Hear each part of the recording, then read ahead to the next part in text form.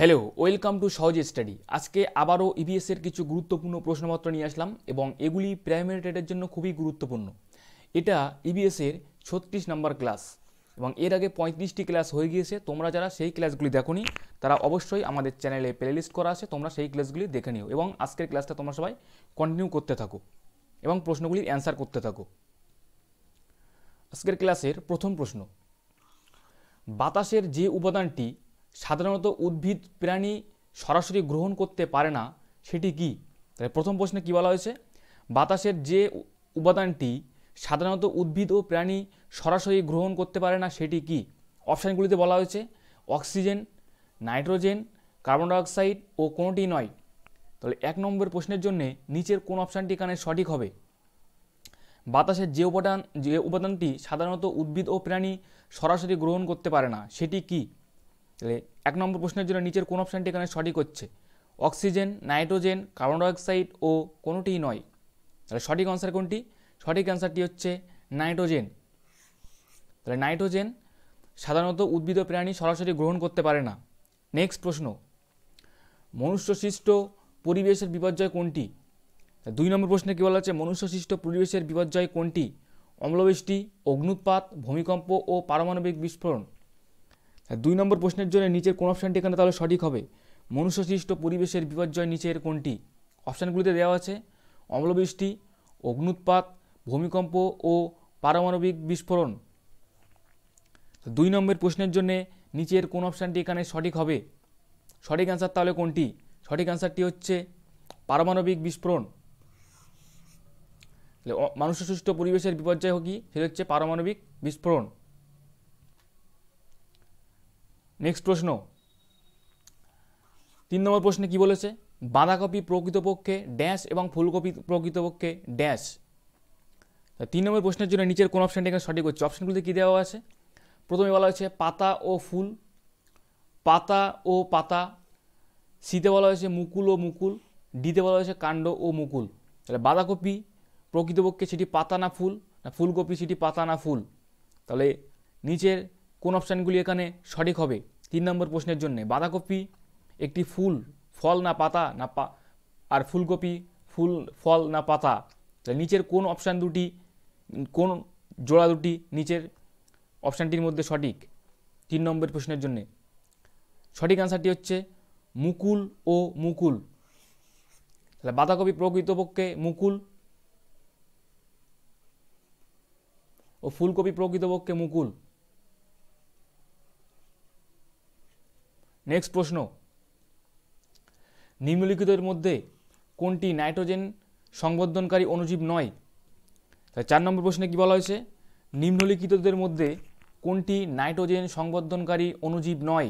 অপশানগুলিতে বলা হয়েছে rhizobium, Anabaena, ক্লোরোবিয়াম ও azotobacter. তাহলে 4 নম্বর প্রশ্নের জন্য নিচের কোন অপশানটি এখানে সঠিক হবে? নিম্নলিখিতদের মধ্যে কোনটি নাইট্রোজেন সংবর্ধনকারী অণুজীব নয়? অপশানগুলিতে বলা হয়েছে রাইজোবিয়াম, অ্যানাবিনা, ক্লোরোবিয়াম ও অ্যাজোটোব্যাক্টর। 4 নম্বর প্রশ্নের জন্য নিচের কোন অপশানটি এখানে সঠিক হবে? সঠিক অ্যান্সারটি হচ্ছে ক্লোরোবিয়াম। তাহলে নাইট্রোজেনের সংবর্ধনকারী অণুজীব নয় সেটি কি? সেটি হচ্ছে ক্লোরোবিয়াম। নেক্সট প্রশ্ন, বায়ুমণ্ডলের বৈশিষ্ট্য হিসেবে বলা যায় যে, কি বলা যায়? তাহলে বায়ুমণ্ডলের বৈশিষ্ট্য হিসেবে কি বলা যায়? নিচের কোন অপশানটি সঠিক হবে? জীবের জীবন ধারণের প্রধান উপাদান কার্বন ডাইঅক্সাইড এবং নাইট্রোজেন। বিতে বলা হয়েছে বায়ুমণ্ডল পৃথিবীর তাপের সমতা বজায় রাখে। সিতে বলা হয়েছে বায়ুমণ্ডল জলীয় উপাদানবিহীন। ও ডিতে বলা হয়েছে ভূপৃষ্ঠের সমগ্র আয়তনের প্রায় 70% বায়ুমণ্ডল। তাহলে 5 নম্বর প্রশ্নের জন্য নিচের কোন অপশানটি এখানে সঠিক হবে? বায়ুমণ্ডলের বৈশিষ্ট্য হিসাবে বলা হয় নিচের কোনটি? সঠিক অ্যান্সার তাহলে ওখানে কোনটি 5 নম্বর প্রশ্নের জন্যে? সঠিক অ্যান্সার কোনটি? সঠিক অ্যান্সারটি হচ্ছে বায়ুমণ্ডল পৃথিবীর তাপের সমতা বজায় রাখে। তাহলে বায়ুমণ্ডল বৈশিষ্ট্য নিচের তাহলে কোনটি সঠিক? সেটি হচ্ছে বায়ুমণ্ডল পৃথিবীর তাপের সমতা বজায় রাখে।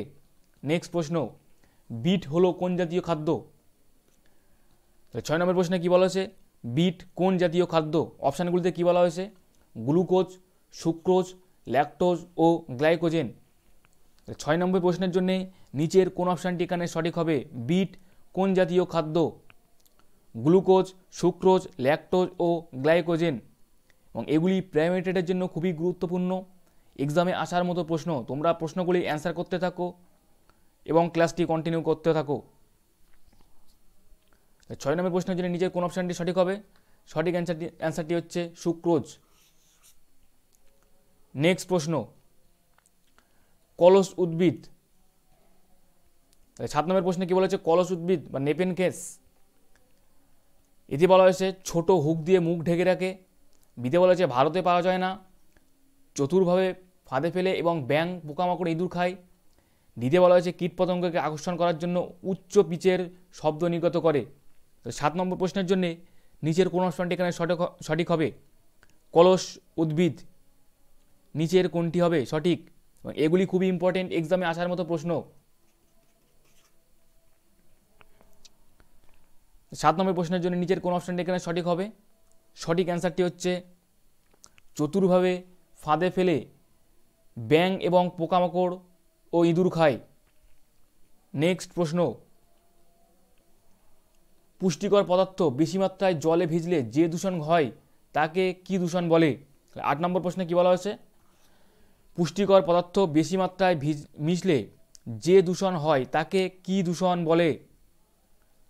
অপশানগুলিতে বলা হয়েছে বায়ু, জল, শব্দ ও পরিপোষক। তাহলে 8 নম্বর প্রশ্নের জন্য নিচের কোন অপশানটি এখানে সঠিক হবে? পুষ্টিকর পদার্থ বেশি মাত্রায় জলে মিশলে যে দূষণ হয় তাকে তাহলে কি দূষণ বলে? সঠিক অ্যান্সার তাহলে কোনটি? বায়ু, জল, শব্দ ও পরিপোষক।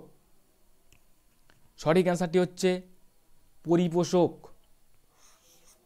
তাহলে পুষ্টিকর পদার্থ বেশি মাত্রায় জলে মিশলে যে দূষণ ঘটায় সেটি কি? সেটি হচ্ছে পরিপোষক। নেক্সট প্রশ্ন, পানীয় জল। পানীয় জলে কোনটি একেবারে চলবে না?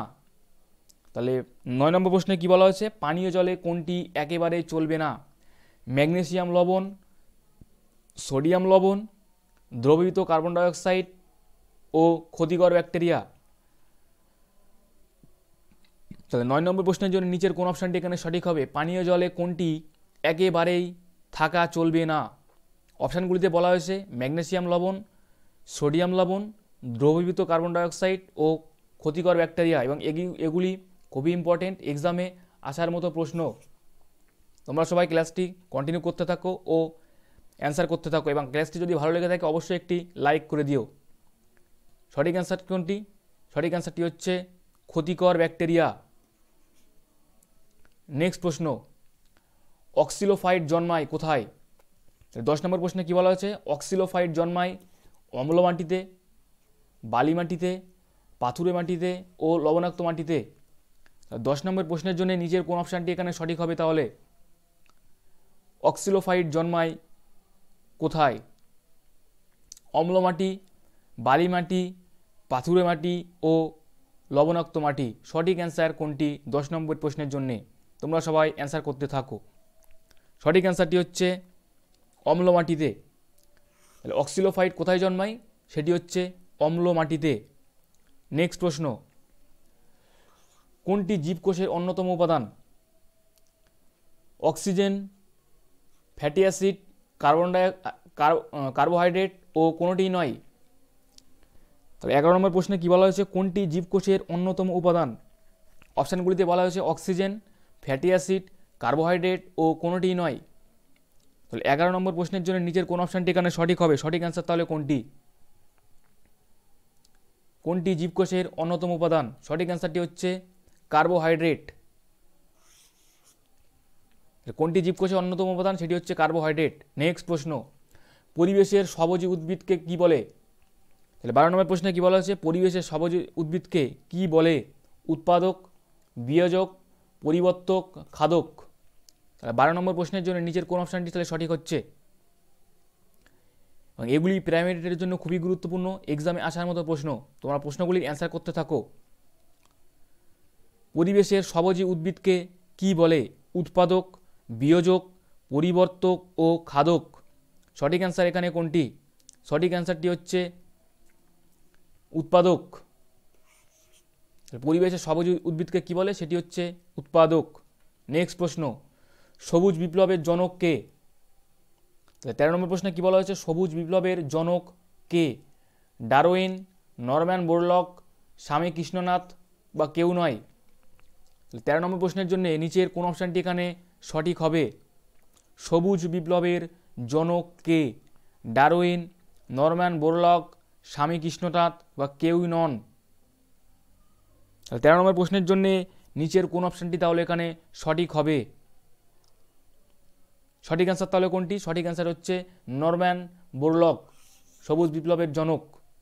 নেক্সট প্রশ্ন, আবর্জনার স্তূপ থেকে বের হয় নিচের কোনটি? তাহলে প্রশ্নে কি বলা হয়েছে, আবর্জনার স্তূপ থেকে বের হয় নিচের কোনটি? মিথেন ও hydrogen sulphide, carbon dioxide, ozone ও নাইট্রোজেন। 14 নম্বর প্রশ্নের জন্য নিচের তাহলে কোন অপশানটি এখানে সঠিক হবে? আবর্জনার স্তূপ থেকে বের হয় নিচের কোনটি? মিথেন ও hydrogen sulphide, carbon dioxide, ozone ও নাইট্রোজেন। 14 নম্বর প্রশ্নের জন্য নিচের তাহলে কোন অপশানটি সঠিক হবে? এগুলি খুবই ইম্পর্টেন্ট, এক্সামে আসার মতো প্রশ্ন।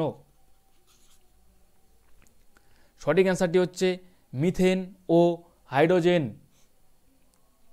নেক্সট প্রশ্ন, জলে অবাধ শ্বসনকারী ব্যাকটেরিয়ার আধিক্যে যে গ্যাসের পরিমাণ বৃদ্ধি পায় সেটি হলো? তাহলে 15 নম্বর প্রশ্নে কি বলা হয়েছে, জলে অবাধ শ্বসনকারী ব্যাকটেরিয়ার আধিক্যে যে গ্যাসের পরিমাণ বৃদ্ধি পায় সেটি কি? Carbon dioxide, nitrogen dioxide, hydrogen sulphide, carbon monoxide. 15 নম্বর প্রশ্নের জন্য নিচের কোন অপশানটি এখানে সঠিক হবে? সঠিক অ্যান্সার তাহলে কোনটি? অপশানগুলিতে কি বলা হয়েছে, carbon dioxide, nitrogen dioxide, hydrogen sulphide ও কার্বন মনোক্সাইড। সঠিক অ্যান্সার কোনটি 15 নম্বর প্রশ্নের জন্য? সঠিক অ্যান্সারটি হচ্ছে হাইড্রোজেন সালফাইড। নেক্সট প্রশ্ন, পৃথিবীর আদিম সৃষ্ট জীব কোনটি? 16 নম্বর প্রশ্নে কি বলা হয়েছে, পৃথিবীর আদিম সৃষ্ট জীব নিচের কোনটি? অপশানগুলিতে কি বলা হয়েছে, ছত্রাক, ব্যাকটেরিয়া, মস ও শ্যাওলা। তাহলে পৃথিবীর আদিম সৃষ্ট জীব নিচের কোনটি? ছত্রাক, ব্যাকটেরিয়া, মস, শ্যাওলা।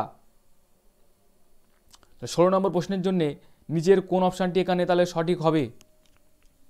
সঠিক অ্যান্সার তাহলে কোনটি? সঠিক অ্যান্সারটি হচ্ছে ব্যাকটেরিয়া। তাহলে পৃথিবীর আদিম সৃষ্ট জীব নিচের কোনটি? সেটি হচ্ছে ব্যাকটেরিয়া। নেক্সট প্রশ্ন, বাস্তুতন্ত্রের অন্তর্গত কোন স্থানের প্রাণীগোষ্ঠীকে কি বলে?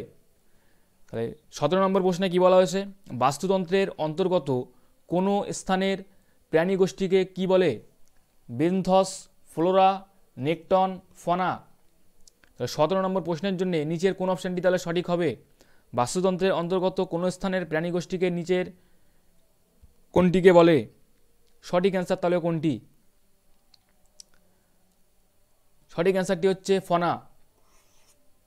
বাস্তুতন্ত্রের অন্তর্গত স্থানের প্রাণীগোষ্ঠীকে কি বলে? সেটি হচ্ছে ফনা। নেক্সট প্রশ্ন, পাউরুটি বা ইডলির তাল ফেপে ওঠার কারণ কি? 18 নম্বর প্রশ্নে কি বলা হচ্ছে, পাউরুটি বা ইডলির তাল ফেপে ওঠার কারণ কি? তাপ, ব্যাকটেরিয়ার বংশবৃদ্ধি, প্রোটোজোয়ার বংশবৃদ্ধি ও ইস্ট কোষের বংশবৃদ্ধি। পাউরুটি বা ইডলির তাল ফেপে ওঠে তার কারণ কি? 18 নম্বর প্রশ্নের জন্য নিজের কোন অপশানটি তাহলে সঠিক হবে? সঠিক অ্যান্সার তাহলে কোনটি? তোমরা সবাই অ্যান্সার করতে থাকো এবং ক্লাসটি যদি ভালো লেগে থাকে অবশ্যই একটি লাইক করে দিও। পাউরুটি বা ইডলির তাল ফেপে ওঠার কারণ কি? তাপের জন্যে, ব্যাকটেরিয়া বা বংশবৃদ্ধির জন্যে, প্রোটোজোয়া বংশবৃদ্ধি বা ইস্ট কোষের বৃদ্ধি। 18 নম্বর প্রশ্নের জন্য নিচের কোন অপশানটি এখানে তাহলে সঠিক হবে? সঠিক অ্যান্সারটি হচ্ছে ইস্ট কোষের বৃদ্ধি। পাউরুটি বা ইডলির তাল ফেপে ওঠার কারণ কি? সেটি হচ্ছে ইস্ট কোষের বৃদ্ধি। নেক্সট প্রশ্ন, বায়ুমণ্ডলের সবচেয়ে নিম্ন স্তরের নাম কি? তাহলে বায়ুমণ্ডলের সবচেয়ে নিম্ন স্তরের তাহলে নাম কি? সেটি কি? মেসোস্ফিয়ার, ট্রপোস্ফিয়ার, আইনোস্ফিয়ার বা কোনোটিই নয়? তাহলে 19 নম্বর প্রশ্নের জন্য নিচের কোন অপশানটিকে তাহলে সঠিক হবে? বায়ুমণ্ডলের সবচেয়ে নিচের স্তরের নাম তাহলে কি? মেসোস্ফিয়ার, ট্রোপোস্ফিয়ার, আইনোস্ফিয়ার ও কোনোটিই নয়। এগুলি প্রাইমারি টেটের জন্য খুবই গুরুত্বপূর্ণ, এগুলি এক্সামে আসার মতো প্রশ্ন।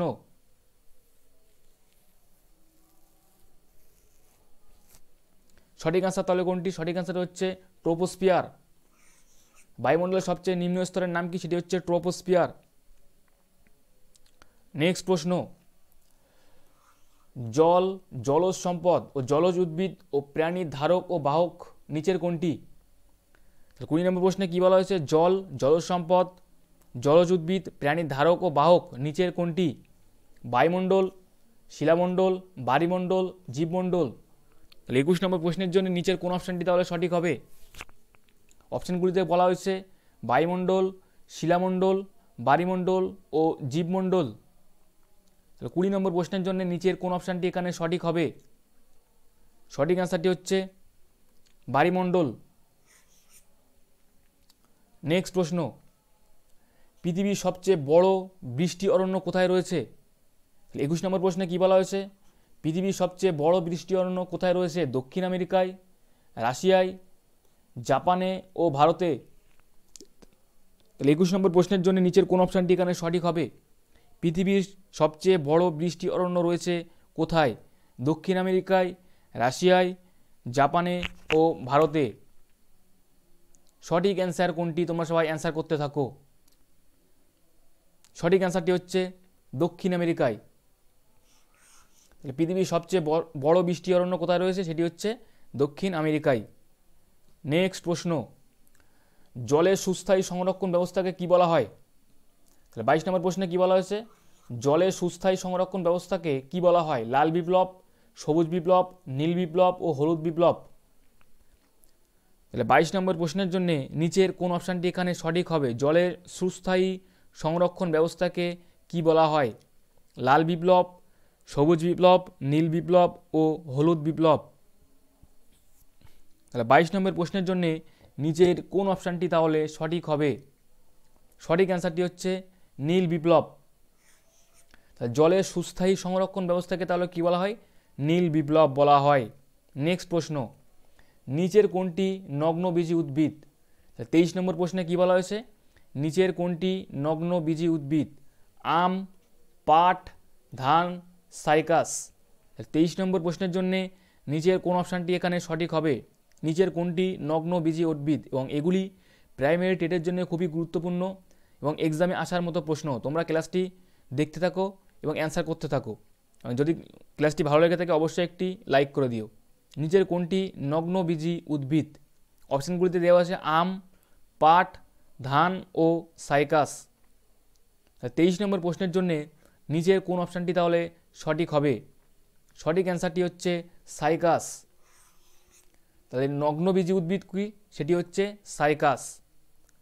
নেক্সট প্রশ্ন, প্লাস্টার অফ প্যারিসে থাকে পটাশিয়াম, জিপসাম, ক্যালসিয়াম ও খনিজ। 24 নম্বর প্রশ্নে কি বলা হয়েছে? প্লাস্টার অফ প্যারিসে থাকে কি থাকে? এবং এগুলি খুব ইম্পর্টেন্ট, এক্সামে আসার মতো। প্লাস্টার অফ প্যারিসে কি থাকে? পটাশিয়াম, জিপসাম, ক্যালসিয়াম ও খনিজ। 24 নম্বর প্রশ্নের জন্য নিচের কোন অপশানটি তাহলে সঠিক হবে? প্লাস্টার অফ প্যারিসে তাহলে কি থাকে? সেটি হচ্ছে জিপসাম। প্লাস্টার অফ প্যারিসে থাকে হচ্ছে জিপসাম। নেক্সট প্রশ্ন, সবুজ উদ্ভিদ কি নামে পরিচিত? 25 নম্বর প্রশ্নে কি বলা হচ্ছে? সবুজ উদ্ভিদ কি নামে পরিচিত? খাদক, বিয়োজক, উৎপাদক ও পরিবর্তক। এটা তোমাদের হোমওয়ার্ক থাকবে, তোমরা এটা কমেন্ট করে জানাবে এই প্রশ্নের সঠিক অ্যান্সারটি। সবুজ উদ্ভিদ কি নামে পরিচিত? খাদক, বিয়োজক, উৎপাদক ও পরিবর্তক। এই ছিল আমাদের কিছু প্রশ্ন। ক্লাসটি কেমন হলো অবশ্যই তোমরা কমেন্ট করে জানাবে এবং ক্লাসটি যদি ভালো লেগে থাকে অবশ্যই একটি লাইক করে দেবে। এখানেই আমরা ক্লাসটি শেষ করব।